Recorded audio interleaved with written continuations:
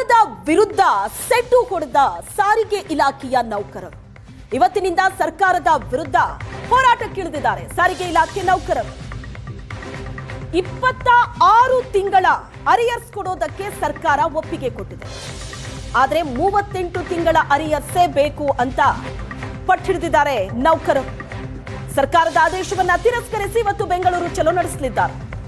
ಸರ್ಕಾರದ ವಿರುದ್ಧ ಸಾರಿಗೆ ನೌಕರರ ಬೆಂಗಳೂರು ಚಲೋ 10 ಗಂಟೆಯಿಂದ ಆರಂಭ ಆಗುತ್ತೆ. ಸರ್ಕಾರದ ಆಫರ್ ಅನ್ನ ಸಾರಿಗೆ ಸಂಘಟನೆಗಳು ತಿರಸ್ಕಾರ ಮಾಡಿದೆ. ಸರ್ಕಾರ ನಮ್ಮ ಹೋರಾಟಕ್ಕೆ ಸ್ಪಂದಿಸಿಲ್ಲ ಅಂದ್ರೆ ಇವತ್ತು ಸಂಜೆ ಮುಂದೇನ್ ಮಾಡಬೇಕು ಅನ್ನೋ ನಿರ್ಧಾರವನ್ನ ನಾವು ತಗೋತೀವಿ ಅಂತ ಸಾರಿಗೆ ನೌಕರರು ಹೇಳ್ತಿದ್ದಾರೆ. 38 ತಿಂಗಳ ಹಿಂಬಾಕಿ ಕೊಡಬೇಕಿತ್ತು, ಆದ್ರೆ 12 ತಿಂಗಳ ಹಿಂಬಾಕಿಯನ್ನ ಕೈಬಿಟ್ಟು 26 ತಿಂಗಳ ಹಿಂಬಾಕಿ ಕೊಡ್ತೀವಿ ಅಂತ ಸರ್ಕಾರ ಹೇಳ್ತಾ ಇರೋದು ಒಪ್ತಾ ಇಲ್ಲ ಸಾರಿಗೆ ನೌಕರರು. ಇನ್ನು 1/1/2024ರಿಂದಲೇ ಅನ್ವಯ ಆಗುವಂತೆ ವೇತನ ಪರಿಷ್ಕರಣೆ ಆಗಬೇಕು ಅಂತ ಸಾರಿಗೆ ನೌಕರರು ಪಟ್ಟು ಹಿಡಿದಿದ್ದಾರೆ. ಇದು ಈಗ ತಿಕ್ಕಾಟಕ್ಕೆ ಕಾರಣ ಆಗ್ತಾ ಇದೆ. 38 ತಿಂಗಳ ಹಿಂಬಾಕಿಗೆ ನೌಕರರು ಪಟ್ಟು ಹಿಡಿದಿದ್ದಾರೆ. ಆದ್ರೆ ಡಿಸಿಎಂ ಡಿಕೆ ಶಿವಕುಮಾರ್ ಇದಕ್ಕೆ ತಿರುಗೇಟನ್ನ ಕೊಟ್ಟಿದ್ದಾರೆ. ಏನ್ ಹೇಳ್ತಿದ್ದಾರೆ ಡಿಕೆ ಶಿವಕುಮಾರ್? ಸದ್ಯ ಅಷ್ಟು ಕೊಟ್ಟಿದಾರಲ್ಲ, ಖುಷಿ ಪಡಬೇಕು ಅನ್ನೋದು ಡಿಕೆ ಶಿವಕುಮಾರ್ ಅವರ ಮಾತು. ಸರ್ಕಾರದ ಪರಿಸ್ಥಿತಿಯನ್ನ ಅರ್ಥ ಮಾಡಿಕೊಳ್ಳಿ, ಇದು ಡಿಕೆ ಶಿವಕುಮಾರ್ ಅವರು ಕೊಟ್ಟಂತ ರಿಯಾಕ್ಷನ್. ಕೇವಲ 26 ತಿಂಗಳ ಅರಿಯರ್ಸ್ ನೀಡ್ತೀವಿ ಅಂತ ಸರ್ಕಾರ ಹೇಳಿದೆ. ನಾವು ಸರ್ಕಾರದ ಆದೇಶ ಒಪ್ಪಲ್ಲ, 38 ತಿಂಗಳ ಹಿಂಬಾಕಿ ಪೆಂಡಿಂಗ್ ಇರೋದು ಅಷ್ಟು ಕೊಡಬೇಕು ಅಂತ ನೌಕರರು ಹೇಳ್ತಿದ್ದಾರೆ. ಕೆಎಸ್ಆರ್ಟಿಸಿ ಸ್ಟಾಫ್ ಮತ್ತು ವರ್ಕರ್ಸ್ ಫೆಡರೇಷನ್ನ ವಿಜಯ್ ಭಾಸ್ಕರ್ ಹೇಳಿಕೆ ಕೊಟ್ಟಿದ್ದಾರೆ. ಮುಷ್ಕರ ಮಾಡಿ ಕಂಪ್ಲೀಟ್ ಆಗಿ ಪೂರೈಸಿಲ್ಲ. 38 ತಿಂಗಳದು ಕೇಳಿದ್ವಿ, ಬರೀ 26 ತಿಂಗಳದು ಕೊಟ್ಟಿದ್ದಾರೆ. ಸದ್ಯ ಅಷ್ಟು ಕೊಟ್ಟಿದ್ದಾರಲ್ಲ, ಸಂತೋಷ ಪಡಬೇಕು. ಸರ್ಕಾರದ ಪರಿಸ್ಥಿತಿ ಅರ್ಥ ಮಾಡ್ಕೋಬೇಕು. ದಯವಿಟ್ಟು ಸಾರಿಗೆ ನೌಕರೆಲ್ಲ ಸಹಕಾರ ಮಾಡಬೇಕು ಅಂತೇಳಿ ನಾನು ಮನವಿ ಮಾಡ್ತೀನಿ. ಸಾರಿಗೆ ಮುಷ್ಕರ ಮಾಡಿ ಕಂಪ್ಲೀಟ್ ಆಗಿ ಪೂರೈಸಿಲ್ಲ. 38 ತಿಂಗಳದು ಕೇಳಿದ್ವಿ, ಬರೀ 26 ತಿಂಗಳದು ಕೊಟ್ಟಿದ್ದಾರೆ. ಸದ್ಯ ಅಷ್ಟು ಕೊಟ್ಟಿದ್ದಾರಲ್ಲ, ಸಂತೋಷ ಪಡಬೇಕು. ಸರ್ಕಾರದ ಪರಿಸ್ಥಿತಿ ಅರ್ಥ ಮಾಡ್ಕೋಬೇಕು. ದಯವಿಟ್ಟು ಸಾರಿಗೆ ನೌಕರೆಲ್ಲ ಸಹಕಾರ ಮಾಡಬೇಕು ಅಂತೇಳಿ. ಇದು ನಾವು ಟೋಟಲಾಗಂತೂ ಒಪ್ಲಿಕ್ಕೆ ಸಾಧ್ಯ ಇಲ್ಲ. ನಾವು ಟೋಟಲಾಗಿ ತಿರಸ್ಕಾರನೂ ಮಾಡ್ತಾಯಿಲ್ಲ. ಇದರಲ್ಲಿ ಒಂದು ಪಾಸಿಟಿವ್ ಅಂಶ ಏನಂದರೆ, ನೆಕ್ಸ್ಟ್ ಪೀರಿಯಡ್ಗೆ ನಾನು 1/4/25 ಅಂತ ನಾನು ಒಪ್ಪಿಲ್ಲ. ಅದು ಯೂನಿಯನ್ಗಳು ಯಾವುದೂ ಒಪ್ಪಿಲ್ಲ, ಕಾರ್ಮಿಕರು ಒಪ್ಪಲ್ಲ. ನಮಗೆ 1/4/24ರಿಂದನೇ ವೇತನ ಪರಿಷ್ಕರಣೆ ಆಗಬೇಕು. 15 ತಿಂಗಳ ಅರಿಯರ್ಸನ್ನು ಎರಡನೇ ಪೀರಿಯಡಲ್ಲಿ, ಮೊದಲ ಪೀರಿಯಡಲ್ಲಿ 12 ತಿಂಗಳ ಅರಿಯರ್ಸನ್ನು, ಒಟ್ಟು 27 ತಿಂಗಳ ಅರಿಯರ್ಸನ್ನು ಕೆಲಸಗಾರರಿಗೆ ವಂಚನೆ ಮಾಡಲಿಕ್ಕೆ ಸರ್ಕಾರ ಹೊರಟಿದೆ. ನಾವು ಇದನ್ನು ಒಪ್ಪೋದಿಲ್ಲ. ಈ ಏನು ಎರಡನೇ ಪೀರಿಯಡ್ದು ವೇತನ ಪರಿಷ್ಕರಣೆ ಇದೆ, ಅದನ್ನು ಯೂನಿಯನ್ಗಳ ಜೊತೆ ಮಾತುಕತೆ ಮಾಡ್ತೀವಿ ಅಂತ ಹೇಳಿದ್ದಾರೆ. ನಮ್ಮ ಡಿಮಾಂಡ್ 25% ಇದೆ. ನಾವು ಮೊದಲಿಂದ ಹೇಳ್ತಾ ಬಂದ್ವಿ, ಅದು ನೆಗೋಷಿಯಬಲ್ಲು, ಚರ್ಚೆ ಮಾಡೋಣ ಅದನ್ನು ಅಂತ. ಬಟ್ 1/1/24ರಿಂದ ವೇತನ ಪರಿಷ್ಕರಣೆ 4 ವರ್ಷ ಅನ್ನೋದು ಅಥವಾ 38 ತಿಂಗಳ ಅರಿಯರ್ಸು, ಇದು ಎರಡೂ ಚರ್ಚೆ ವಿಷಯ ಅಲ್ಲ ಅನ್ನೋದನ್ನು ನಾವು ಭಾಳ ಸ್ಪಷ್ಟವಾಗಿ ಹೇಳಿದ್ವಿ.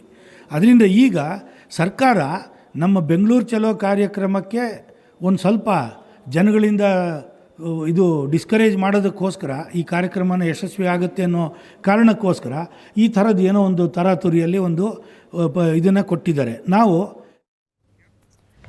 ಒಟ್ಟಿನಲ್ಲಿ ಸರ್ಕಾರ ಈಗ ತಗೊಂಡಂತಹ ನಿರ್ಧಾರ ಏನಿದೆ ಅದನ್ನ ಒಪ್ಪೋದಕ್ಕೆ ಸಾರಿಗೆ ಇಲಾಖೆ ನೌಕರರು ಸುತರಾಮ್ ರೆಡಿ ಇಲ್ಲ. ಇವತ್ತಿನಿಂದ ಹೋರಾಟ ಆರಂಭ ಆಗುತ್ತೆ. ಈ ಬಗ್ಗೆ ಹೆಚ್ಚಿನ ಡೀಟೇಲ್ಸ್ ಅನ್ನ ಕೊಡ್ತಾರೆ ನಮ್ಮ ಪ್ರತಿನಿಧಿ ರಕ್ಷಾ, ನೇರ ಸಂಪರ್ಕದಲ್ಲಿ ಜಾಯ್ನ್ ಆಗಿದ್ದಾರೆ.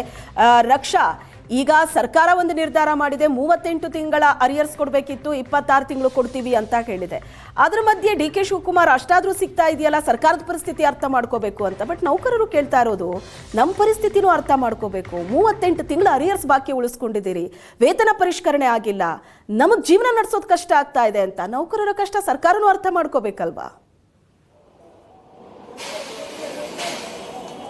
ಖಂಡಿತ ಶ್ವೇತಾ, ನಿಜಕ್ಕೂ ಕೂಡ ಸರ್ಕಾರ ಅರ್ಥ ಮಾಡ್ಕೋಬೇಕಾಗಿರೋದು ಸಾರ್ವಜನಿಕರ ಕಷ್ಟ, ಹಾಗೆ ಸರ್ಕಾರ ಅರ್ಥ ಮಾಡ್ಕೋಬೇಕಾಗಿರೋದು ನೌಕರರ ಕಷ್ಟ. ಸರ್ಕಾರವೇ ಹೊಣೆಗಾರಿಕೆಯನ್ನು ಹೊತ್ಕೋಬೇಕು ಹೊರತು ಸರ್ಕಾರದ ಕಷ್ಟವನ್ನು ನೀವು ಅರ್ಥ ಮಾಡ್ಕೊಳ್ಳಿ ಅಂತ ಹೇಳೋದ್ರಲ್ಲಿ ಯಾವುದೇ ರೀತಿಯಾದಂಥ ಅರ್ಥ ಇಲ್ಲ ಅಂತಕ್ಕಂಥದ್ದು. ಯಾಕಂದರೆ ಪ್ರತಿಯೊಬ್ಬ ನಾಗರಿಕರನ್ನು ಟ್ಯಾಕ್ಸ್ ಕಟ್ತಾನೆ, ಟ್ಯಾಕ್ಸಿಗೆ ತಕ್ಕಂಥದ ಸೇವೆಯನ್ನು ನಾಗರಿಕರು ಸರ್ಕಾರದಿಂದ ಕೇಳ್ತಾರೆ. ಆ ಸೇವೆಯನ್ನು ನೀಡ್ತಕ್ಕಂಥವ್ರು ಯಾರು? ಸಾರಿಗೆ ನೌಕರರಾಗಿರ್ತಾರೆ. ಸೊ ಸಾರಿಗೆ ನೌಕರರು ಸರಿಯಾದಂಥ ಸಂಚಾರ ವ್ಯವಸ್ಥೆಯನ್ನು, ಸರಿಯಾದಂಥ ಸೇವೆಯನ್ನು ನೀಡಬೇಕು ಅಂದರೆ, ಅವರ ಮನೆ ಮಠ ನಡೀಬೇಕು ಅಂತಂದರೆ ಅವ್ರಿಗೂ ಕೂಡ ವೇತನವನ್ನ ಸರಿಯಾದ ಸಮಯದಲ್ಲಿ ನೀಡಬೇಕಾದಂತ ಹೊಣೆಗಾರಿಕೆ ಸರ್ಕಾರದಾಗಿರುತ್ತೆ. ಡಿ ಕೆ ಶಿವಕುಮಾರ್ ಅವರು ಯಾವ ಅರ್ಥದಲ್ಲಿ ಸರ್ಕಾರದ ಪರಿಸ್ಥಿತಿಯನ್ನು ಅರ್ಥ ಮಾಡ್ಕೊಳ್ಳಿ ಅಂತ ಹೇಳಿ ಹೇಳ್ತಿದ್ದಾರೆ ಗೊತ್ತಿಲ್ಲ. ಸರ್ಕಾರದ ಪರಿಸ್ಥಿತಿಯನ್ನು ಅರ್ಥ ಮಾಡ್ಕೊಳ್ಳಿ ಅಂತ ಸಚಿವರಿಗೋ ಅಥವಾ ತಮ್ಮ ಕಲೀಗ್ಸ್ ಆಗಿರುವಂತಹ ತಮ್ಮದೇ ಪಕ್ಷದ ನಾಯಕರುಗಳಿಗೋ ಹೇಳಿದ್ರೆ ಒಂಥರ ಸರ್ಕಾರದಿಂದ ಏನಾದ್ರು ಕೆಲಸ ಆಗಬೇಕಾದಾಗ, ಆದರೆ ಸಾರ್ವಜನಿಕರಿಗೆ ಸೇವೆಯನ್ನು ನೀಡುವಂತಹ ಸರ್ಕಾರಿ ಕೆಲಸದವರಿಗೆ ಸರ್ಕಾರದ ಪರಿಸ್ಥಿತಿಯನ್ನು ಅರ್ಥ ಮಾಡ್ಕೊಳ್ಳಿ ಅಂತ ಹೇಳೋದ್ರಲ್ಲಿ ಯಾವುದೇ ರೀತಿಯಾದಂತಹ ಅರ್ಥ ಇಲ್ಲ ಅಂತ ಅನ್ಸುತ್ತೆ. ಸಾರಿಗೆ ನೌಕರರು ಕೇಳ್ತಾ ಇರ್ತಕ್ಕಂಥದ್ದು 2024 ಜನವರಿ 1ನೇ ತಾರೀಕಿನಿಂದ ವೇತನ ಪರಿಷ್ಕರಣೆ ಆಗಿರುವಂತಹ ಹರಿಯರ್ಸ್ ಹಣವನ್ನ ಕೊಡಿ, ಒಟ್ಟು 38 ತಿಂಗಳ ಹಣವನ್ನ ಕೊಡಿ ಅಂತ. ಆದರೆ ಸರ್ಕಾರ ಈಗ 26 ತಿಂಗಳ ಹಣವನ್ನ ಕೊಡ್ತೀವಿ ಅಂತ ಹೇಳ್ತಕ್ಕಂಥದ್ದು, ಜೊತೆಗೆ 1250 ಅಧಿಕ ಕೋಟಿಯನ್ನ ಈಗಾಗಲೇ ಬಿಡುಗಡೆ ಮಾಡಿದೀವಿ ಅನ್ನುವಂತಹ ಆದೇಶವನ್ನ ಕೂಡ ಈಗಾಗಲೇ ಮುಖ್ಯಮಂತ್ರಿಗಳು ಸಾರಿಗೆ ಸಚಿವರಿಗೆ ಹೇಳಿದ್ದಾರೆ. ಸಾರಿಗೆ ಸಚಿವರು ಕೂಡ ರಾಮಲಿಂಗ ರೆಡ್ಡಿ ಅವರು ನಿನ್ನೆ ಇದೇ ಹೇಳಿಕೆಯನ್ನ ಮಾಧ್ಯಮಗಳ ಮುಂದೆ ಕೊಟ್ಟಿದ್ದಾರೆ. ಹಾಗೆಯೇ ಮನವೊಲಿಸುವಂತಹ ಒಂದು ಪ್ರಯತ್ನವನ್ನು ಕೂಡ ಮಾಡಿದ್ದಾರೆ, ಅಂದ್ರೆ ಮುಷ್ಕರದಿಂದ ಹೊರಬನ್ನಿ ಅಂತ. ಆದರೆ ಸಾರಿಗೆ ನೌಕರರ ಈ ಮುಷ್ಕರ ಇವತ್ತು ನಿನ್ನೆ ಪ್ಲಾನಿಂಗ್ ಆದಂತದ್ದಲ್ಲ. ಈ ಒಂದು ಮುಷ್ಕರದ ಒಂದು ಆಗ್ರಹ ಏನಿದೆ, ಬೇಡಿಕೆ ಏನಿದೆ, ಇದು ಕೂಡ ಇವತ್ತು ನಿನ್ನೆದಲ್ಲ. ಬಹಳಷ್ಟು ತಿಂಗಳಿಂದ ಇದೇ ಒಂದು ಆಗ್ರಹವನ್ನ, ಇದೇ ಒಂದು ಬೇಡಿಕೆಯನ್ನ ಕೇಳ್ತಾ ಬಂದಿದ್ರು. ಒಂದು ತಿಂಗಳ ಹಿಂದೆ ಕೂಡ ಇದೇ ರೀತಿಯಾದಂತಹ ಒಂದು ದೊಡ್ಡ ಮಟ್ಟದ ಮುಷ್ಕರಕ್ಕೆ ಪ್ಲಾನಿಂಗ್ ಕೂಡ ನಡೆದಿರುತ್ತೆ. ಆದರೆ ಅನಂತ ಸುಬ್ಬರ ಅವರ ನಿಧನದಿಂದಾಗಿ ಆ ಒಂದು ಮುಷ್ಕರ ಮುಂದೂಡಿಕೆ ಆಗಿತ್ತು. ಇವತ್ತು ದೊಡ್ಡ ಮಟ್ಟದಲ್ಲಿ ಮುಷ್ಕರವನ್ನ ಹಮ್ಮಿಕೊಂಡಿರುವಂತಹ ಸಾರಿಗೆ ನೌಕರರು ಬೆಂಗಳೂರು ಚಲೋ ಹೆಸರಿನಲ್ಲಿ ಫ್ರೀಡಂ ಪಾರ್ಕ್ ನಲ್ಲಿ ಸಾಕಷ್ಟು ದೊಡ್ಡ ಸಂಖ್ಯೆಯಲ್ಲಿ ಸೇರ್ತಾ ಇರತಕ್ಕಂಥದ್ದು. ಇದಾದ ನಂತರ ಇವತ್ತು ಸಂಜೆವರೆಗೆ ಅವರ ಬೇಡಿಕೆ ಈಡೇರಲಿಲ್ಲ ಅಂದ್ರೆ ನಾಳೆ ಸಂಪೂರ್ಣವಾಗಿ ಬಸ್ ನ ಬಂದ್ ಮಾಡ್ತೀವಿ ಎನ್ನುವಂತಹ ಒಂದು ಎಚ್ಚರಿಕೆಯನ್ನ ಕೂಡ ಕೊಟ್ಟಿದ್ದಾರೆ. ಬಸ್ ಬಂದ್ ಆದ್ರೆ ಸಂಚಾರದ ಅಸ್ತವ್ಯಸ್ತತೆ ಯಾವ ರೀತಿ ಶುರುವಾಗುತ್ತೆ, ನೋಡೋಣ ಇವತ್ತು ಸಂಜೆ ತನಕ ಏನೇನಾಗುತ್ತೆ ಅಂತ. ಥ್ಯಾಂಕ್ ಯು ಸೋ ಮಚ್ ರಕ್ಷಾ, ನಿಮ್ಮೆಲ್ಲ ಡೀಟೇಲ್ಸ್ಗೆ.